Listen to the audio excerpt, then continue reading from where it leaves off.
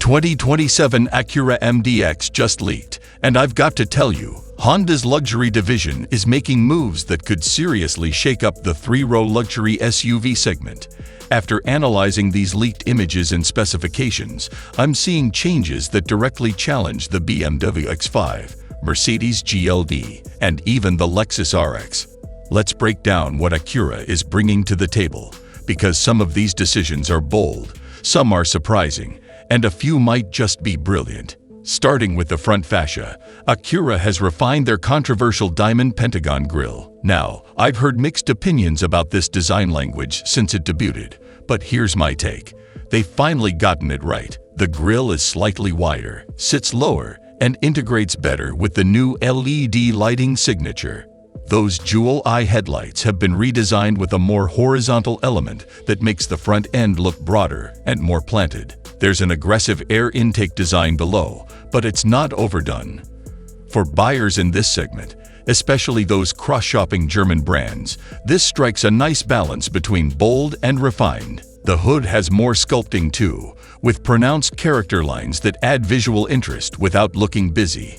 Moving to the rear, this is where I think Acura made some really smart choices. The taillights now span almost the entire width with a light bar connecting them, which is becoming expected in this class. But unlike some competitors who make this look like an afterthought, Acura's integration feels purposeful. The rear quarter panels have more muscle, the tailgate is smoother, and there's a subtle spoiler integrated into the roofline. My honest opinion, this rear design finally gives the MDX the presence it deserves. It looks expensive. That's crucial when you're parking next to German SUVs at the country club.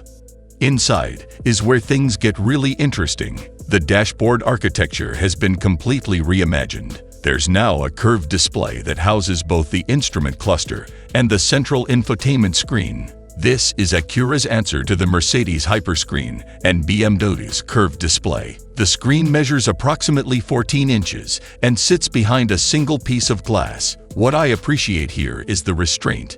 Acura didn't go overboard. There are still physical controls for climate and volume, which frankly most buyers in the 55-plus demographic will appreciate. The materials look premium too. We're seeing open-pore wood trim, genuine leather, and what appears to be real aluminum accents. No fake chrome plastic here. The seating configuration remains 3 rows, but Acura has improved access to that third row significantly. The second row captain's chairs now slide forward more easily, and there's more third-row legroom. For those of you with grandkids or aging parents, this matters.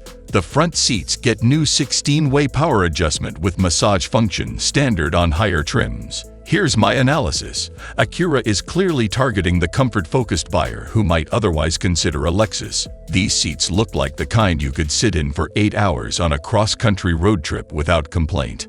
The multimedia system is running Acura's latest interface built on Google's Android automotive platform. This means native Google Maps, Google Assistant, and access to Google Play Store apps. Wireless Apple CarPlay and Android Auto are standard. There's a heads-up display, wireless charging pad, and a premium ELS Studio 3D audio system with 25 speakers on top trims. My take: this tech package finally brings Acura up to par with the Germans. It's taken them a while, but the execution looks solid. On the safety and driver assistance front, the MDX comes with Acura Watch 4.0, which includes adaptive cruise control with lane centering, automatic emergency braking, blind spot monitoring, and rear cross-traffic alert. But here's what caught my attention. Acura is adding hands-free highway driving capability. It's similar to GM's Super Cruise or Ford's Blue Cruise. For long highway stretches, particularly for older drivers doing snowbird runs between northern and southern states, this feature is genuinely useful. Under the hood, we're looking at 2 powertrain options. The base engine is a turbocharged 2.0-liter 4-cylinder with a 48-volt mild hybrid system producing around 270 horsepower. The upgrade is a 3.0-liter turbo V6 hybrid making approximately 360 horsepower. Both mate to a 10-speed automatic transmission. All-wheel drive is standard across the lineup. Here's my honest assessment. In this segment, Buyers expect smooth, refined power delivery and excellent fuel economy. The hybrid system addresses both. I suspect the V6 hybrid will be the volume seller. So here's the bottom line. Acura has clearly done their homework with this redesign. They've addressed the styling criticisms, upgraded the interior materials and technology, and added powertrain options that make sense for 2027. The leaked pricing suggests a starting MSRP around $52,000 for the base model, climbing to approximately $68,000 for the fully loaded Type S hybrid variant. That positions it slightly below equivalent BMW and Mercedes models while offering more standard equipment. My personal verdict: this is the most complete MDX Acura has ever produced.